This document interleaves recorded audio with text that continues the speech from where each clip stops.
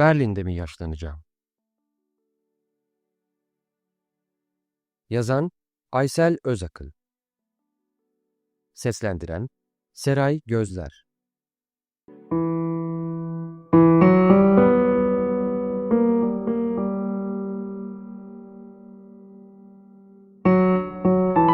Pulun üstünde Büyükada damgası.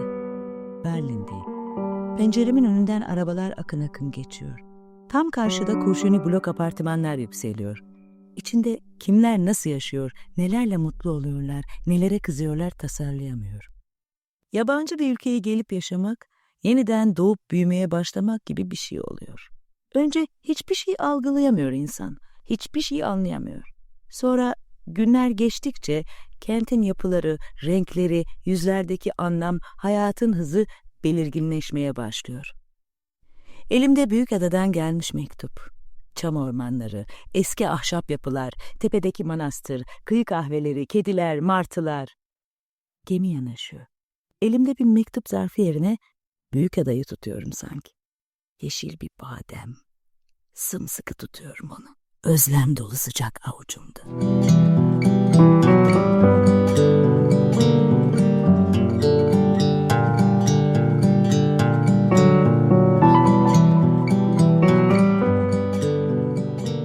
Büyükada yazları gürültücü ve gösteriş düşkünü insanların oluyordu, kışınsa bizim, şehirde oturacak başka evi olmayanların. Ekim ayının başlarında gemiler şehirdeki sıcak ve konforlu evlerine göç eden yazlıkçıların eşyalarını taşıyordu. Biz onların göç edişine hem seviniyorduk hem de kış aylarının hüznüne hazırlıyorduk kendimizi. Kış aylarında son vapur akşam 8.30'da kalkıyordu. Büyükada'da oturan her insan son vapurun kalkışını bir odaya kilitlenen bir çocuk kırgınlığıyla hissederdi. Bizleri adanın ıssız eteklerinde bırakıp giderdi ışıklı beyaz gemi. Bizler denizin ortasında sanki dünyanın uzağında martılarla birlikte kalırdık. Benim gibi yalnız yaşayan insanlarsa en çok duyardı bunu. Sokaktaki her sesi heyecanla dinlerdim. İşte yılkı atları tepeden indiler. Soğuk havalarda bile dayanamayıp balkona çıkardım, atlara bakardım. Sokak lambasının aydınlığında, çiseleyen yağmurda atlar yelelerini ağır ağır sallayarak yorgun geçip giderlerdi.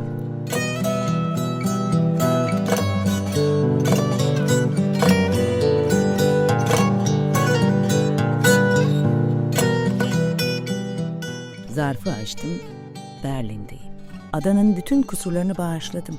Bana verdiği bütün hüznü, lodoslu, sisli havalarda kalkmayan gemilerini, uykularımı bölen martı sürülerini, adanın en küçük evi olan soğuk evimi, adadaki melankolikleri, intiharları, her şeyi bağışladım. Berlin'deyim, güneşi özlüyorum. Mektup Melike'den geliyordu. Geçirdiği günü anlatıyordu Melike. Pazara gitmişti, ateşe ıspanak koymuştu. Oğlunun okuldan dönüşünü bekliyordu. Bir yandan da sobaya odun dolduruyordu. Kış başında aldığı 6 çeki odunun yarısından fazlası bitmişti bile. Ve her şey gibi odun fiyatları da çok yükselmişti. Gerginlik artıyordu ve Danay ölmüştü.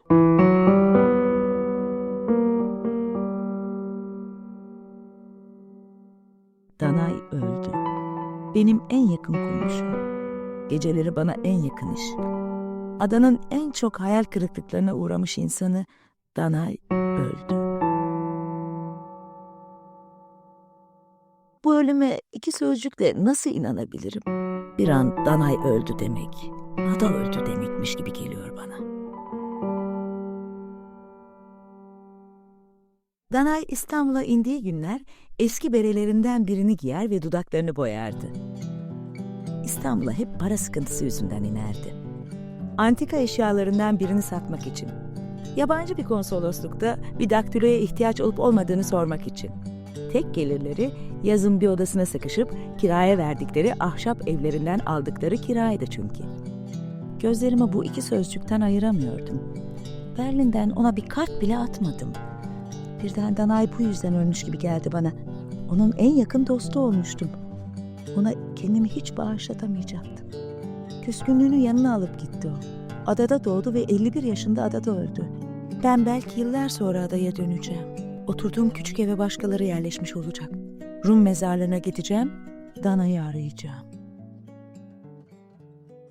Bulutlu gökyüzüne bakıyorum. Berlin'in günleri geceleri benim dışımda akıp geçiyor sanki. Günlere gecelere dokunamıyorum. Buraya gelirken eşya getirmedim ama Türkiye'nin yüzlerini, seslerini taşıdım. Her gün onları gözden geçiriyorum, dinliyorum. İşte adadan Berlin'e geliyor Dana'nın sesi. Yaşlanmayan, şımarmayan sesiyle bir şarkı söylüyor. Eski bir Fransız şarkısı. Her zaman ürkek ve tedirgin olan siyah gözleri şarkıyla birlikte yumuşuyor. Sesi avutuyor, okşuyor onu. Danay bir Fransız ortaokulunda okumuş. Lamartine'i, Alfred de Musset'i tanıyor. Bütün acısı bu sanki. Yaşlı annesine ve hasta kocasına bakarak geçirdiği bu yoksul ve yorucu hayat, onu genç kızlığında tanıdığı şairlerden, şarkılardan ayırmış. Benim yazı makineme baktıkça iç geçiriyordu. Sen de sıkıntı çekiyorsun biliyorum be kardeşim. Ama sen güzel şeylerle uğraşıyorsun. Ben bir esirim.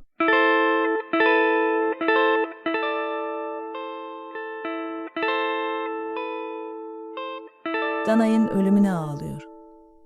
Loş, soğuk, eski mutfakta ocağın başında görüyorum onu.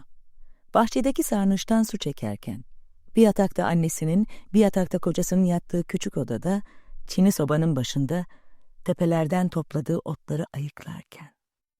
Danay, donuk mavi bakışlarıyla tavana bakan kocasının başını okşuyor. Bu iki düşkün insan için yaşamaktan kimse kurtaramıyor onu. Seferis'in Türkçe'ye çevrilmiş bir kitabını götürdüm ona. Bir türlü yenileyemediği siyah çerçeveli gözlüklerini taktı ve yüzü çekingen, duygusal bir anlamla doldu. Türkiye'de doğup büyüdüğü halde Türkçe okumakta zorluk çekiyordu. Bu yüzden yadırgayabilirdim onu. Fransızca, İngilizce biliyordu ama Türkçeyi önemsememişti. Dünyanın en büyük hastalığı olan milliyetçi duygular belki ona da bulaşmıştı ama dilediği dili öğrenmek, dilediğini öğrenmemek hakkıydı onun. Ve bu soruyu sormadım ona. Danay adada benimle birlikte dolaşmaktan hoşlanıyordu. İskeleye indiğimizde, birlikte çarşıya çıktığımızda koluma giriyordu. Bu yakınlığı çevreye göstermek için çaba gösteriyordu sanki. Danay, hasta bir kocası olan mutsuz bir Rum kadını olmaktan utanıyordu sanıyorum. Manavın, bakkalın, balıkçıların bile kendisini küçümsediğini düşünüyordu. Rum tanıdıklarına rastlayınca da dostluğumuzu göstermek istiyordu onlara. Gizlerini en çok aştığı insan bendim. Kendi kapalı ve rahat hayatlarını yaşayan ve onunla ilgilenmeyen Rum arkadaşlarını da bana çekiştiriyordu. Dana'ya Berlin'den bir kart atsaydım o kartı mutlaka radyonun üstüne koyacaktı. Gelenlere gösterecekti. Dostunun vefasızlığından yıkılmış ve ölüvermiş gibi geliyor şimdi bana. Eski okul arkadaşlarından kimi Yunanistan'a gidip yerleşmişti, kimileri ise kışın İstanbul'a taşınıyordu. Benim tanıdığım Rum kadınlar arasında onun kadar yoksul yoktu. O kadar istediği halde bir televizyon bile satın alamamıştı. Bir çamaşır makinesi bile yoktu. Leğeninin başına oturup yıkardı çamaşırlarını. Babasından kalma arsayı ise kullanamıyordu. Bu arsada bir ev yaptırma hakkı yoktu ve bir avukat bile tutamıyordu. Arsa benim oturduğum evin yanı başındaydı. Baharda yeşilin çeşitli tonlarında otlarla doluyordu. Sık sık koyunlar ya da atlar giriyordu arsaya, otları yiyordu. Danay buna çok kızıyor ve arsanın tahta kapısının kanatlarını tellerle bağlıyordu.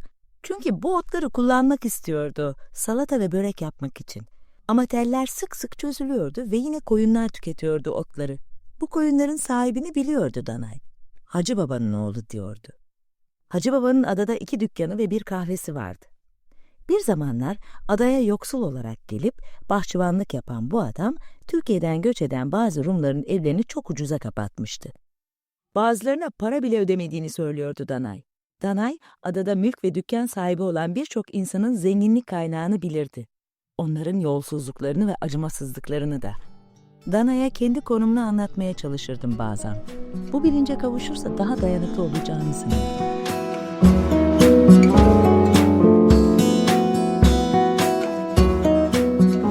Yazın onlar sahneye çıkıyor, biz kuliste kalıyoruz diyordu Danay. Gürültücü ve gösteriş düşkünü yazlıkçıları göstererek. Yiyeceklerdeki fiyat artışlarını ise çoğu zaman ondan öğrenirdim. Biliyor musunuz beyaz peynir kaça çıkmış? Artık bunları bile yiyemeyeceğiz be kardeşim. Danay pazar sabahları kiliseye giderdi. Evdeki loşluğu, hastalığı ve yoksulluğu geride bırakarak. Siyah klasik mantosunu giyer, yakasına altın iğnesini ve başına gri beresini takardı. Gözlerine sürme çekerdi, dudaklarını boyardı. Nedense böyle süslü olduğu sabahlar sokaktan seslenirdi bana. Balkona çıkardım, ne istediğini sorardım. "Nasılsın?" derdi ve gülümserdi. Ona güzel olduğunu söylerdim. Danay kocasından başka hiçbir erkek tanımamıştı ve kocası yıllardır hastaydı. Umutsuz bir hasta. Danay 51 yaşındaydı ve bakireydi. Ona soru sormaktan çekinmiştim. Duygusal ve utangaçtı. "Başka hiçbir erkeği sevmedin mi? Genç kızında aşık olmadın mı Danay?" Niçin Danay'ın gizlerini deşmedim? Niçin onu daha iyi tanıyamadım?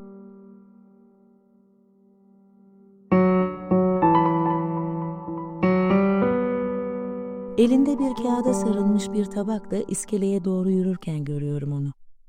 Kıyıdaki lokantaların arasında sıkışıp kalmış 2 katlı dar cepheli bir ev vardı ve üst katında Madame Lili otururdu. Danay'ın anlattıklarından tanıyorum onu. 2 gözü de görmeyen 86 yaşında bir kadındı. Rusya'dan ailesiyle birlikte göç etmişti ve şimdi ailesinden hiç kimse kalmamıştı. İyimser ve kültürlü bir insandı Madame Lili. Danay'ı avutuyordu. Ona dünyada çok büyük mutsuzlukların olduğunu söylüyordu. Birlikte Fransızca konuşuyorlardı. Madame Lili Tolstoy ve Balzac'ı okumuştu. Danay onun evinden ayrılırken kendini arınmış ve doygunluğa varmış hissettiğini söylüyordu bana. Madame Lili onun gözünde bir ermiş gibiydi. Ama ev sahibi Madame Lili'nin yıllardır oturduğu evin kirasını arttırmak istiyordu. Danay gidip konuşmuştu ev sahibiyle. Niçin onların dayanışmasına, sohbetlerine tanık olmadım? Acaba Madame Lili'yi hangi gömüklüğe koyacaklar? Onları yan yana yatırmayı düşünecek bir insan çıkacak mı acaba? Türkiye'den çıktım. Büyükada'dan uzaklaştım. Baskı büyük bir yer sarsıntısı gibi ürküntü veriyordu. Danay ve Madame Lili Büyükada'da yaşadılar. Ya ben? Ben acaba Berlin'de mi yaşlanacağım? Berlin'de mi? Büyükada'da güneşin ısıttığı mavi iskemlelerde oturup kitap okumaya alışmış bir insan için Berlin'de yaşamak ne demektir? Hava puslu ve soğuk. Burada iş aramam gerekiyor. Oturma izni sağlamam gerekiyor. Tamam.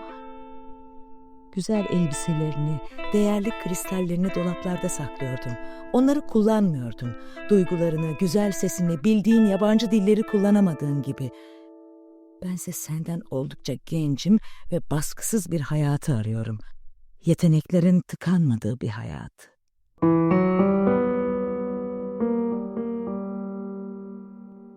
Bu saatte kapımı ancak Danay çalabilir. Adaya İstanbul'dan son vapur çoktan geldi. Kapıyı açıyorum. Danay küçük porselen kapta güzel kokulu portakal reçelini uzatıyor bana. Az önce yaptığı portakal reçelini. Bu saatte benim dostuma gereksinme duyuşunu bağışlatmak ister gibi. "Girsene Danay," diyorum. "Sana Berlin'den bir kart atamadığım için beni bağışla."